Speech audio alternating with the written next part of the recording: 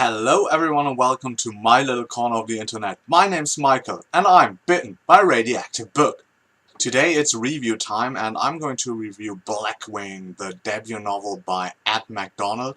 I got this as an ARC from NetGalley, so thank you very much for this. And let's see what this is all about and how I liked it. In Blackwing we're following Ryhald Galharrow. He's a captain of the Blackwing, and the Blackwing is a mysterious organization that works for one of the Nameless, called Crowfoot. What's the Nameless? Yeah, you might ask that. The Nameless are like godlike beings who aren't really gods, but really powerful, mysterious creatures who are immortal. Like gods, but not like gods. Okay, that's easy to understand, right? And they're in an eternal struggle with the Deep Kings, who are also immortal beings who are not really gods, but really powerful beings who are gods who are not really gods. So yeah, eternal struggle, you know. The cool thing about the interaction he has with his god, not god, is that he has a tattoo, like right here, and it's a tattoo of a raven, and the tattoo breaks up and then an actual bird comes out and gives him more or less helpful prophecies of what he has to do. And he has a bunch of like followers that move with him and do go on his little quests, and all is happening in or on the border of the misery, because the Nameless have like countries, and the Deep Kings have like other countries, and between those there's the misery, and the misery is some kind of wasteland that has come to be by the explosion of like a huge weapon that the Nameless used to actually get to the Deep Kings. And the Deep Kings are afraid to go near the border or into the misery because they fear that the weapon is going to go off again. And this is basically the most or the best defense that the Nameless and their follower have against the Deep Kings. And of course it is one of the quests that Crowfoot gives Ryhald Galharrow that, like starts or kicks off the whole story and the narrative arc. He's tasked to find a woman who's in some kind of a fort in the misery, and he has to escort her and keep her safe. The book is told exclusively from the first-person narration of Ryhald Galharrow, and the voice that Ed McDonald gives his main protagonist is very, very unique and good. It's humorous, you can relate a little bit, there's a lot of banter between him and his comrades, and overall I think he has that really grim, dark feeling that you expect of a main character of a grim, dark book. Oh yes, by the way, this is a grimdark book.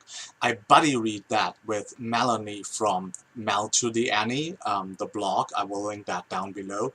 And her like feeling of it was a little bit like a Mad Max Fury Road world.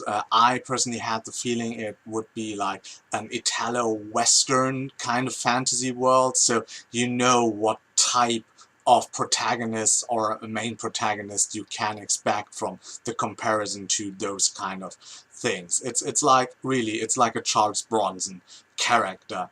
And there is some kind of technology, they have matchlock weapons, there is some kind of energy that they're using that is called the Foss, which they get from the 3 moons, and they power up some machinery that they have, but there's still like some very fantasy-esque weapons. There's sword fighting, the enemies have spears and shields, but the enemies also have some very cool, magical, powerful creatures like brides who are like, able to manipulate people by their sexual desires, and the more and more they manipulate, the more and more the bride grows in like actual size. They have the darlings, which are like, old people that are put into children or made into children again, and that have magical powers and